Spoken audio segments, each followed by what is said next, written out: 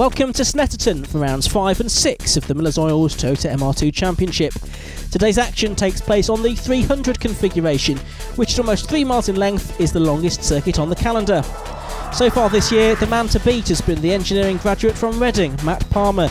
The 22-year-old has won all 4 races in his MR2 at Donington and Brands Hatch, but the point system is such that he can't afford to rest on his laurels. Jim Davis is just 7 points adrift in the standings, and he in turn is just a point clear of fellow roadster driver Stuart Nichols.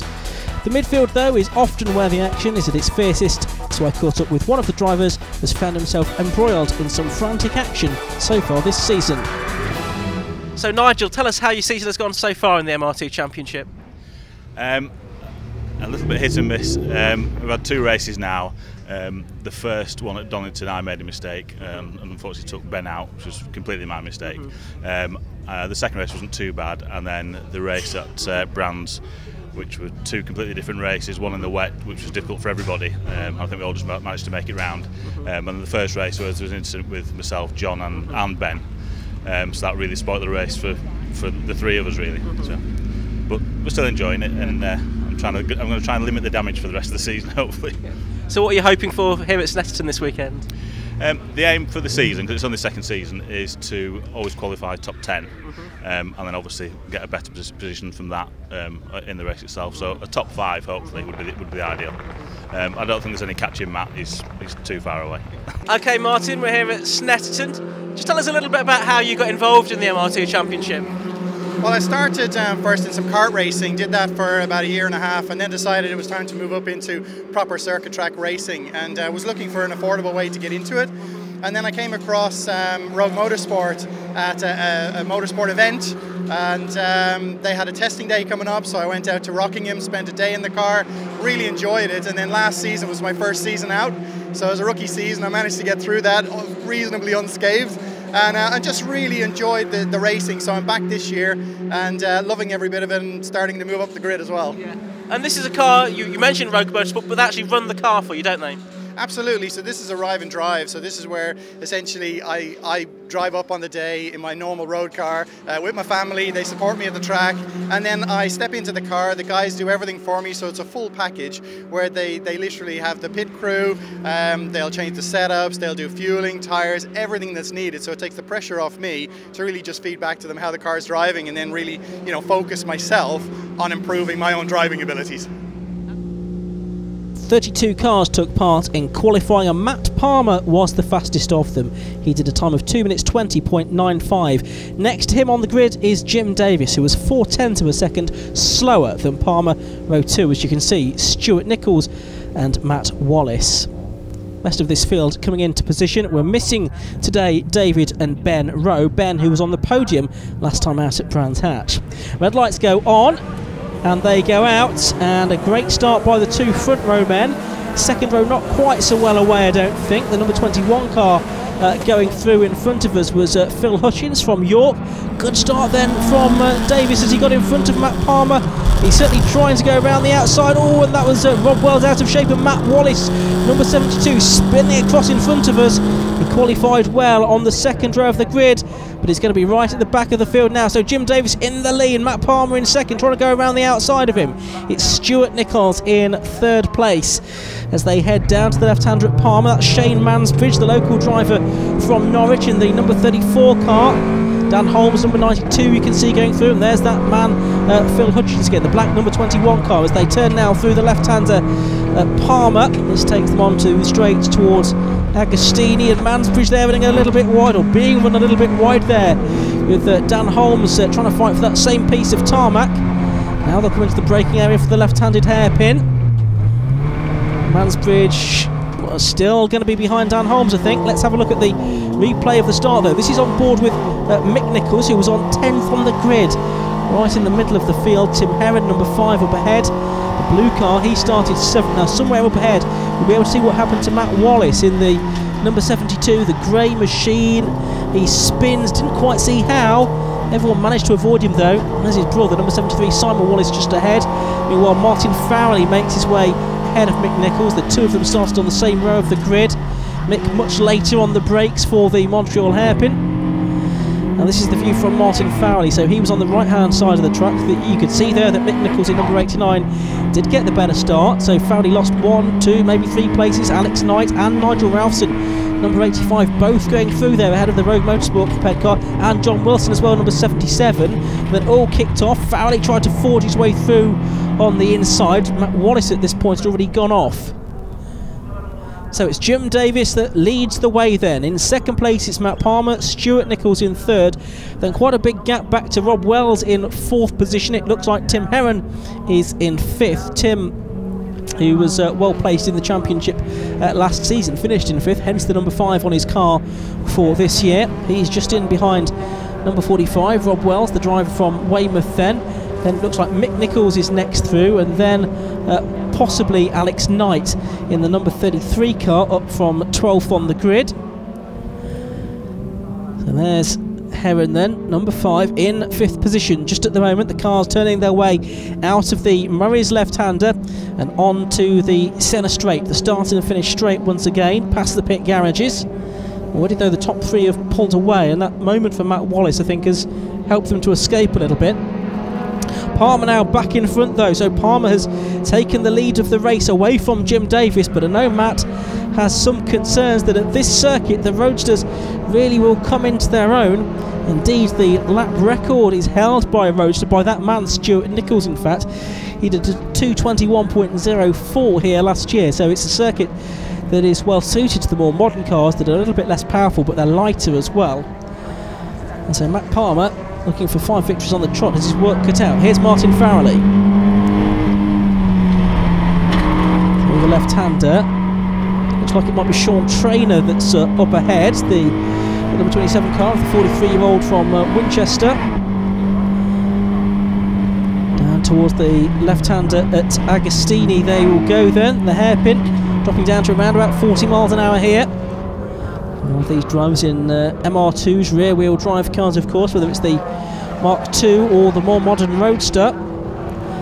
Look, as you can see in the blue Roadster number 89 at the rear of that group, the driver from Hertfordshire, the father of Stuart, who's a bit further up the order. Yellow flags there, waving, so there must be a car that's stopped just on the side of the circuit somewhere up towards Brundle. I'm not quite sure who that is at this point. Hopefully that driver, whoever it is, will be able to rejoin the race. But it's Palmer then that leads the way, the driver that has won all 4 rounds of the championship so far. 2 at Donington Park and 2 at Brands Hatch 4 weeks ago. And the top 2 getting away here from Stuart Nichols in 3rd place. But Jim Davis, the driver from Stratford-upon-Avon, number 11, is certainly making sure that Matt Palmer's got a race on his hands here. 4th place man Wells now getting away from the new 5th place man, which is Mick Nichols, now ahead of number 5 Tim Heron, who's not as well up the championship order as he was last year, because unable to take part in the races at Donington Park, so Brands Hatch was his first event of the season.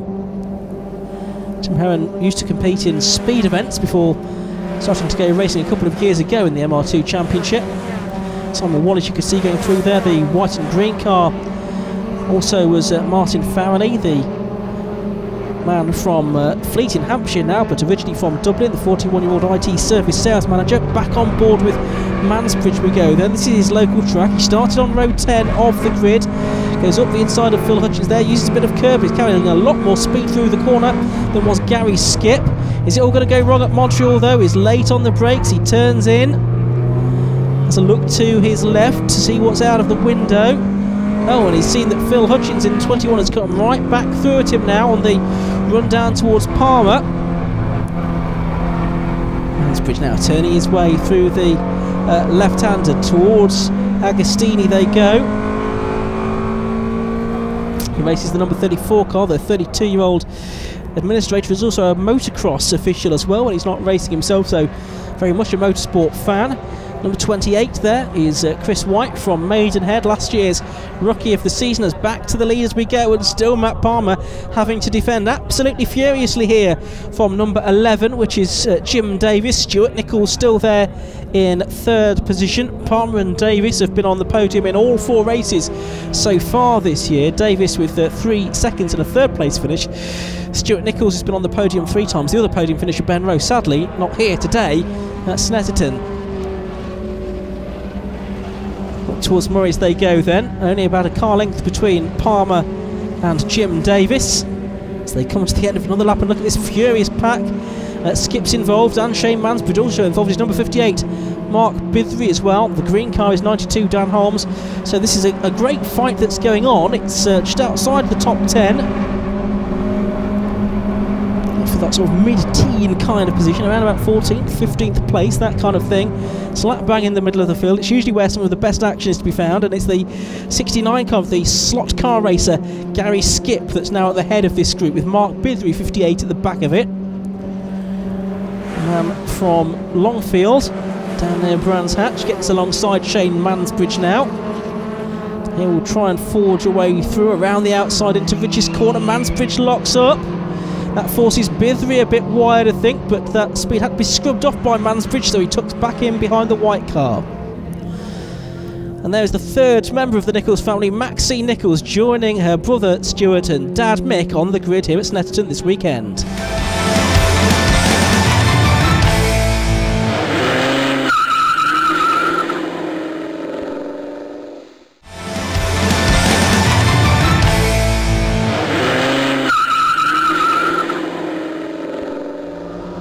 Round 5 of the Miller's Oils Toyota MR2 Championship. We're on board with Stuart Nichols in third position here at Snetterton.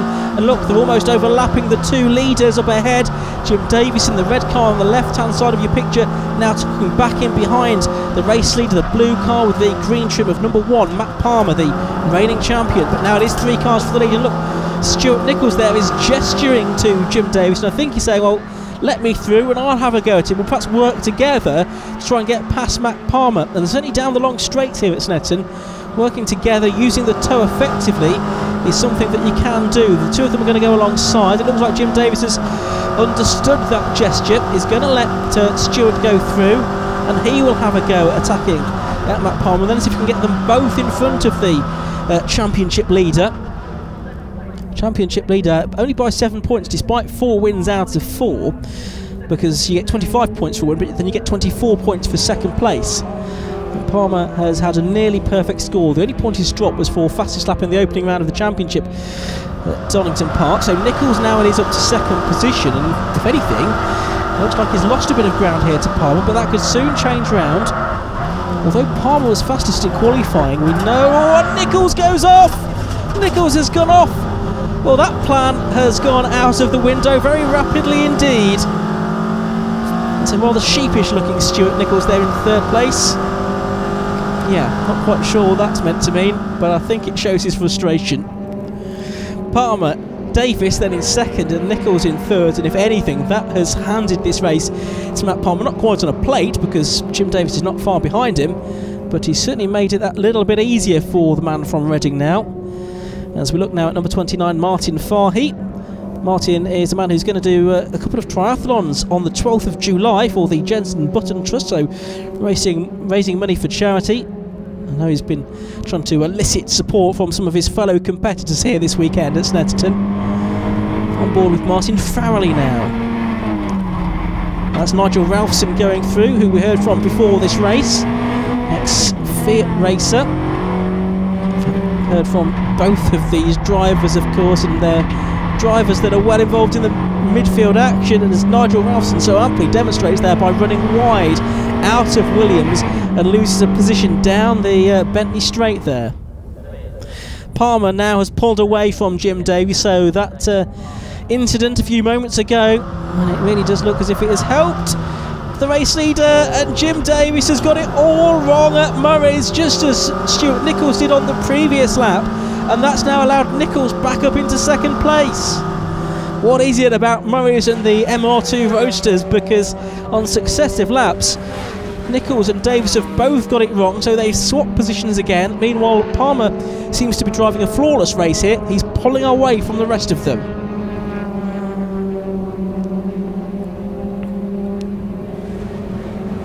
Rest of the field making their way through. John Wilson going across the line there. We could see it in Simon Wallace.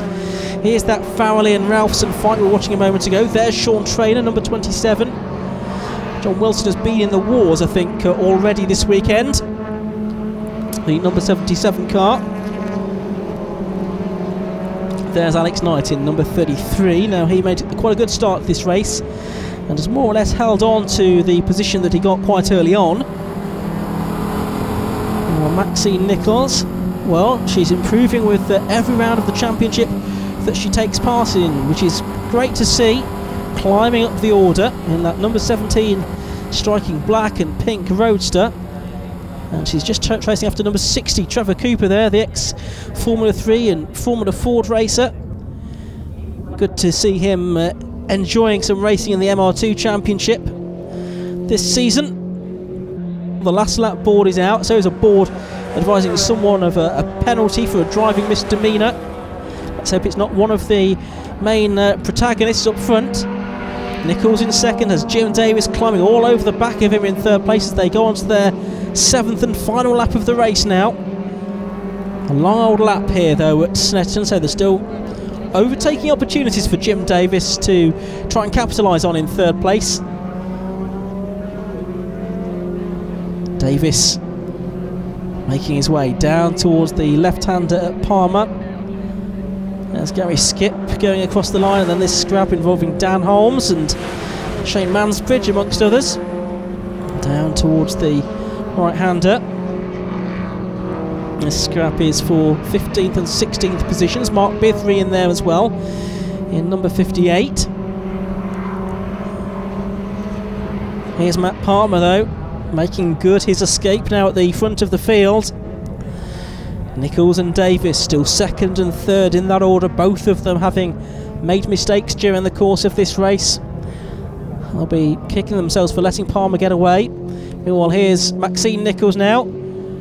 She's caught Trevor Cooper over the course of the last lap, so can she mount a last lap bid on the position? As back to the front, Jim Davis. Well, I wondered if the S's, Brundle and Nelson, might be an opportunity for him to get past Stuart Nichols using the toe down the Bentley Straight, but apparently not. So we're heading into the final few corners of this race now. Stuart Nichols so far this season has had 1 second position at Brands Hatch. It looks like he's going to make it 2 second places now. But also it's going to be 5 wins out of 5 for Matt Palmer in the Miller's Royals Toyota MR2 Championship. Down to Maris they go. Do both of the roadsters get through there safely? Yes, they do. Looked fairly neat and tidy from both of them that time. The damage though was done on earlier laps, as up to the line goes Matt Palmer. Stuart Nichols flashes his lights. He's happy with second place, and Jim Davis is in third position. Oh, Martin Fowley on the last lap of the race spins at Quorum. Well and truly crossed up. Oh, and now he can't get the car fired up again. All of the time, positions are slipping through his fingertips. There's Shane Mansbridge that's just gone through, so that's how far down the order Martin has gone, almost down to 20th position. I think 19th I think he's going to be over the line. And again, that body language tells a story, doesn't it? Very disappointed in that as he goes over the line. Here are the results then, and a couple of drivers have been excluded for eligibility issues. Those are Sean Traynor, who was 9th, and Dan Holmes, who was 16th, but the win went to Matt Palmer by just under 1 second in the end from Nichols and Davis. Further back, Knight, White, Barber and Simon Wallace completed the top 10.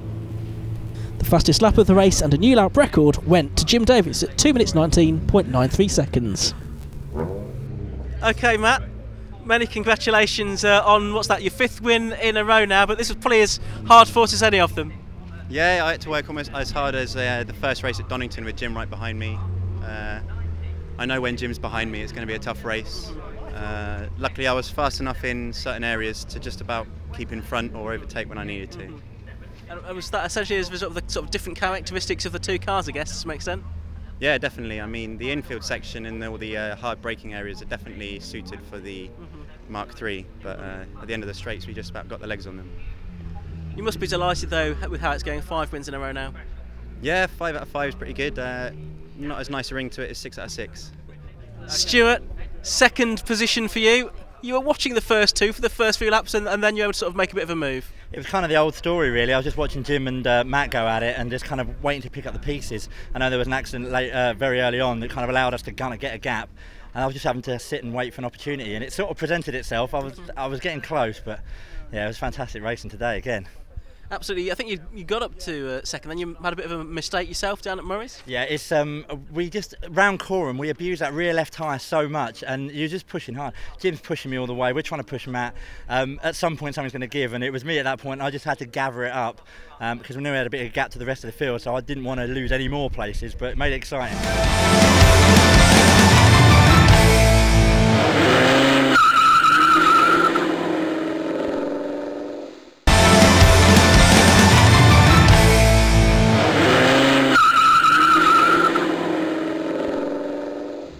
Time for the second race of the day in the Miller's Oils Toyota MR2 Championship, with the cars making their way out onto the grid, which is determined by the second fastest time set in qualifying this morning. Once again, it's Palmer and Davis on the front row of the grid.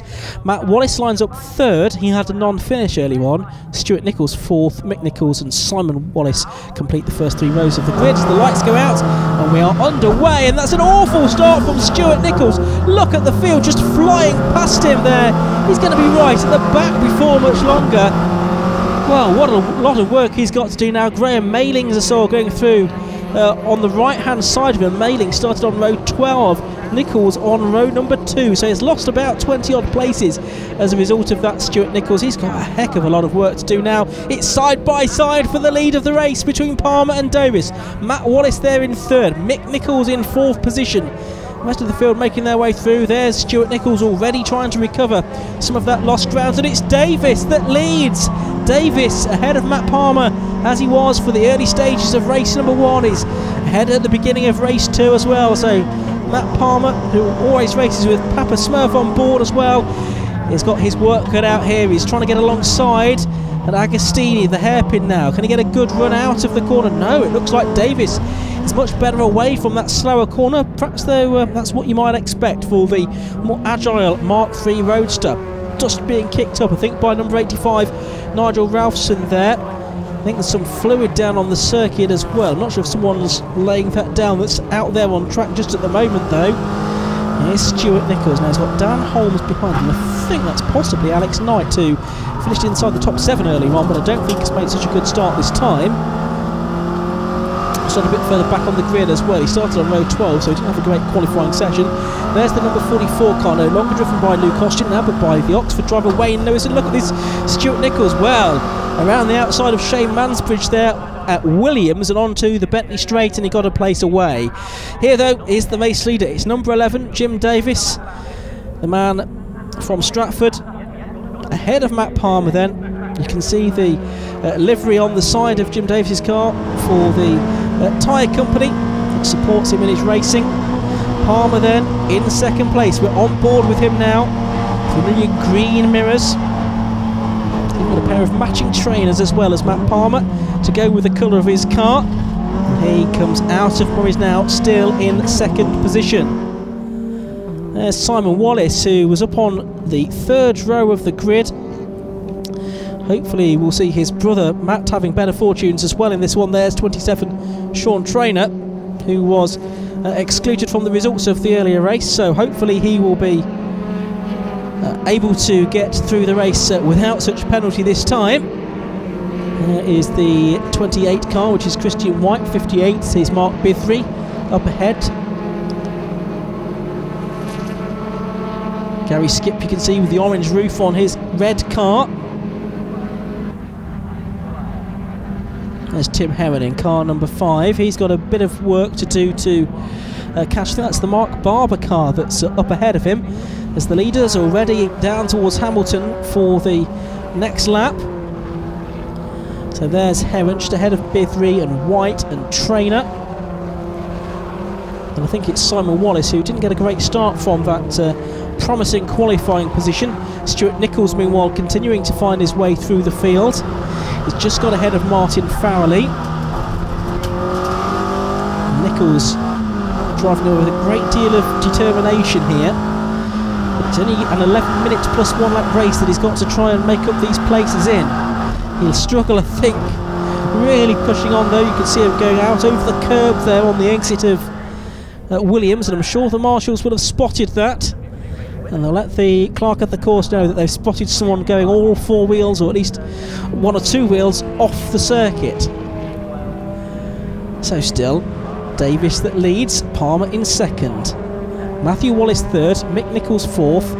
Then it's fifth place for John Wilson at the moment, just ahead of Rob Wells. No Mike Wells here at Snetterton this weekend, I'm afraid to say. As Phil Hutchins there, number 21, has the 33 car of Alex Knight, a bit patched up after the earlier race, trying to go through on the inside. 69 Gary Skip gets out of shape a little bit there, he runs wide over the grass. That's another place that Stuart Nichols can make up. He gets that one for free from Gary Skip. Nigel Ralphson pounces as well while he's got the chance. And we've seen a few drivers make mistakes at Morris, and we've emphasised earlier on what a difficult corner that can be.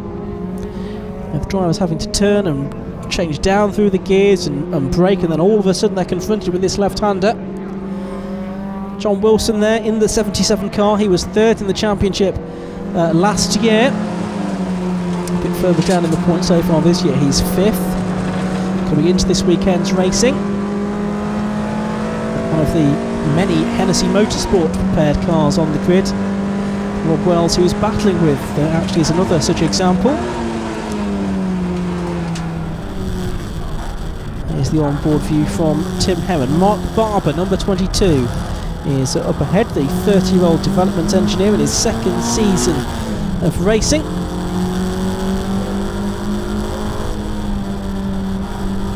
So a change of position there. And down towards the right-hander at Oggy as they go. Christian White it is that has made his way through. And Heron, you can see, already has lost quite a few lengths to Mark Barber up ahead as a result of that. And Mark Bithry and Sean Traynor and the recovering Stuart Nichols are ready to close and take advantage when they can. So 5th and 6th go through shots, 7th is Barber, 8th now is White. In 9th place it's Heron, who locks up a little bit there. And 10th for the moment looks to be the car of number 58, Mark Bithry, as they head through the bomb hole then. This right-hander.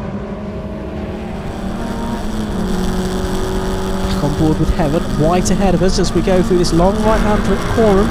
Pretty much a constant radius corner. But then, just about there, you need to suddenly turn sharp left at Murray's, the site of the former Russell chicane, as Rob Wells here makes a challenge for 5th position. He draws alongside John Wilson now as they go over the timing line to start one more lap of this race. Wells to the outside as he go all the way around. John Wilson is trying it, he's still overlapping with him, but it's going to be on the outside line for the Montreal hairpin. On board we go with Wilson, so Wells somewhere to our left. Wilson turns in. I think we just got a glimpse of the roof of Wells's car in the background there. And yes, we could just see the sun strip in the mirror. So Wilson holds on to the position. Maxine Nichols goes on her way. It's towards the bottom end of the top 30, but acquitting herself quite well as here's brother Stuart. More places for him to try and make up. Get this nice view with the rear-looking camera, where the rear view mirror should be. So you can see both forwards and backwards out of Stuart Nichols' car. He's about to break into the top 10 here, I think, because that's Mark Bithry, number 58, up ahead of us. And Bithry holds 10th place at the moment. Nichols on form, should be the quicker man. But I'm sure Mark Bithry will be driving a very wide Mark II MR2. Through Williams they go, bit further back you can see Simon Wallace and the number 40 car there going through, which is Nick Jones from Chorley up in Lancashire. Alex Knight, 33, finished 7th in race 1, has a lot of work to do. He's tucked in behind the number 80 car with David Asprey from Romford. Mansbridge involved as well. Davis meanwhile still leads the way, but out of the tow comes Matt Palmer here. He gets alongside Jim Davis's car, is ahead. He's got the inside line for Rich's corner. Does he make it through? I think he has done. Matt Palmer takes the lead of the race away from Jim Davis. Nicely executed, well planned move that from Matt Palmer, but Jim Davis is not going to give up. almost touching as they come through Montreal hairpin, now down towards the left-hander. Palmer there side by side once again, but Palmer's got the inside line at the corner that bears not his name but that of Jonathan Palmer, the circuit owner. There's great battles going on down the field. Stuart Nichols has broken into the top 10. Next target, number 5, hopefully painted on the back of his car, is Tim Heron as they come on to the back straights here. Not too much to choose between them in terms of top end speed, but Nichols just creeping ahead now as they head to the vehicle bridge at the end of this long Bentley straight. But no, it's going to be Heron. Is it that turns in first? I think Nichols has got it just around the outside at Brundle. Gets a bit crossed up. This is the view from Heron. Can he fight back on the exit of Nelson now? I think he's carried a bit more speed out of the corner. But Nichols positions the car well, and so Heron can't get back through. So Nichols now, I think, up to 9th. But Heron tries to get around the outside and loses it! At Coram, a very difficult corner to drive around the outside of anybody, let alone someone who's a regular podium finisher at last year's championship second place finisher, Stuart Nichols. So Tim Heron will lose several places because of that. Martin Fowler, you can see going through, Nick Jones just behind him as well, and so that's dropped him into about 14th position at the moment.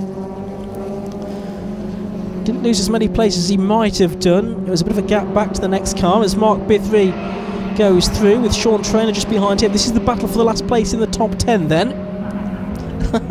And there is Jim Davis. Look how close he's almost touching there. He's going to try and get alongside as they come out of Agostini that time. Named after the motorcycle great, that corner, of course. Palmer is really in a motor race here, and that's not always been the case this season. He's not felt pressure like this in the previous 2 meetings at Donington and Brands Hatch, that's for sure. Jim Davis in particular and Stuart Nichols in the first race have really given him a workout this weekend at Snetterton, and I'm sure he will have enjoyed it. Matt, who uses the visualisation technique favoured by Michael Schumacher to help prepare for the races, as we watch the number 42 car of Andrew Franklin, who was unable to take the start of race number 1, go through. He's going to be towards the back of the field, I'm afraid, but at least he's got out for this second race of the weekend. And still the result is not yet decided here, is it? Because Jim Davis is piling the pressure on. There's really one more opportunity. That's Murray's, which isn't a fantastic overtaking opportunity, but I've seen it done before. Can he get past Matt Palmer? Maybe the drag to the checkered flag will be where it's at. He can use the tow from the car ahead of him. Past the corner markers there, braking point coming up. Left-hander at Murray's. It looked like it was quite a clean way through the corner there for Matt Palmer. Jim Davis is going to try and get alongside, but I just don't think it's going to be quite enough, is it? Up to the line they come. Checkered flag waves, and it's 6 out of 6 for a jubilant Matt Palmer here at Snetterton. So Palmer delighted with that success, but what a great race he had with Jim Davis on that occasion. There's 2 of them separated by just a couple of tenths of a second at the end of 6 laps of racing. Confirmation of those results then. The fastest lap and the lap record that time went to Matt Palmer as well, 2 minutes 19.73. Matt Wallace finished on the podium, but it was a relatively quiet race for him. Further back, Stuart Nichols fought his way through to 9th place in the end. You said that 6 out of 6 would sound better than 5 out of 5, and well, you've done just that. Yeah, it's, I can't quite believe I managed to win those 2 races. When I saw this on the calendar for this year, I thought it's definitely a roadster circuit. So yeah, getting 2 wins and such hard-fought ones against Jim made it feel really special. Yeah, and that was probably the most hard-fought one yet, I think. Yeah, it was. I was actually behind him for a couple of laps and had to try and think my way past. I knew I could, if I got a good run off the final corner, or you could out-drag him into Riches, and yeah, luckily it worked. But even when you got ahead into Riches, he stayed side by side about the next 4 corners anyway. Yeah, he's quite a difficult person to shake off. Yeah, I just about managed to keep him behind me though. Okay, and the next round of the championship, that's going to be at Castle Combe, isn't it? Yeah, the next round's at Castle Combe. I haven't been there for 3 or so years. It doesn't look like we're going to be able to get a test day in either, so should be quite interesting. It certainly should. Join us for coverage of that in 3 weeks' time. But for now, from all of us here at Snetterton, it's goodbye.